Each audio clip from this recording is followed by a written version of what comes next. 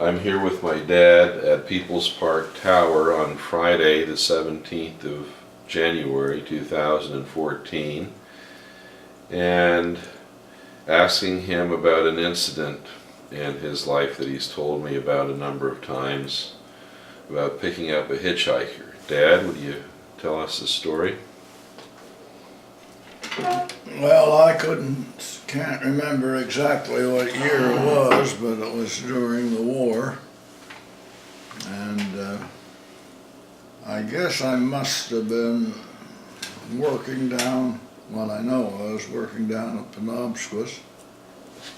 And I don't know whether I was working for my brother Lee or whether I was working for George McLeod. But anyway, it was in the spring of the year, and I was going home from Penobscot, and I went up the main highway from Sussex to Petticodiac.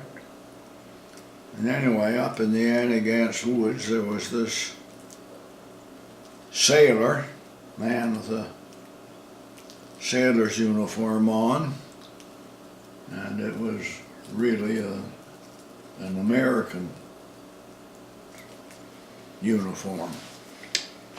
Anyhow, he was walking on the side of the road, and I don't know whether he thumbed me or not. I'm not sure that he did, but anyway, I stopped and picked him up, and when he got in, I noticed that he had an accent to his voice. He could talk English, but it was something a little different. But anyway, he was very anxious to show me his papers and one thing or another that proved that he was an American. And he told me this big story that he'd come in to St. John on the ship, and he gave the name of the ship, and that ship did exist, I found out later, and that he'd had furlough coming to him, and so he took his furlough and they paid him off from the ship, and he had quite a amount of money on him, and he went to the hotel in St. John and stayed overnight. And he put his purse with this money that he had, and they paid him off from the ship, under his pillow. But somehow, in the night, somebody stole that from him. So when he got up in the morning, he didn't have his purse and didn't have any money. And he was hitchhiking from St. John, was what he was, at least this is the story he told. He was on his way back to Halifax to go back to join the ship because he'd lost all his money. Well, anyhow, I believed him, and we got up to Petticodiac, and I took him into the restaurant and got him a breakfast, and just a little ways down the road from Petticodiac, of course the road went into Havelock. I let him out there. When I let him out, I gave him $10 he was going back to Halifax. Well, anyhow, that was that. And as time went by, and afterwards, I guess it was after the war was over, that it came out that the Germans had, through a submarine, come into, I can't think of that place, it's not far from Penobscot, through to the shore there anyway. In Albert County somewhere, was it, or? Well, I would say it would be in Westmoreland, likely, or. Okay. But anyway, through the woods there from Penobscot to the Fundy Shore anyway.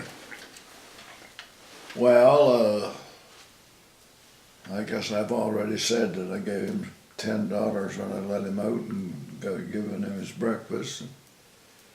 But anyway, time went on, and I don't know whether this came out until after the war, that the story about the German U-boat had come into the Alma Way there and put these spies ashore.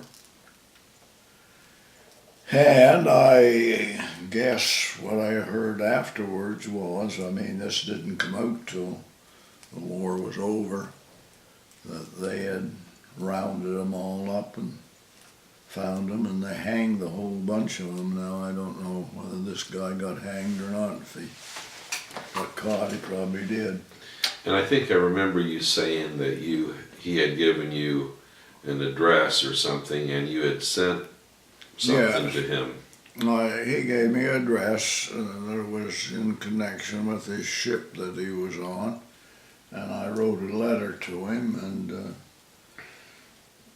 addressed it to the ship, and there was a ship by that name because the letter came back to me. I put my return address on the envelope, and my letter came back to me, and just a note on it, or I don't know, maybe it was just a stamp on it. Anyway, no one by that name was on this boat. Now the boat existed, all right, but they couldn't identify the man.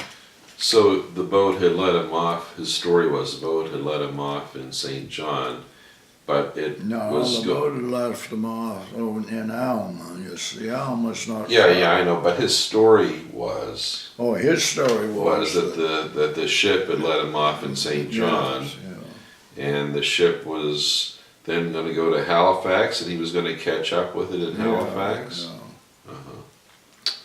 Huh. Well, anyhow, I did it all in good faith. Thought I was helping out a poor man, but I have heard and read since then that they rounded them all up, and I think they hanged them all. So that's my story about the spy. There was certainly a lot of U-boat activity around the coast of Nova Scotia and, like you say, in the Bay of Fundy. Yeah. Those were years when Yes. there was a lot of British and Canadian shipping, freighters that were lost to U-boats. Since then, there was some German U-boat and captain that I don't know whether he'd been captured or whether he was just telling the story after the war, that he went up and down the American coast and the Maritimes here, and they sank a lot of ships. Yeah, I remember reading about that. Thank you.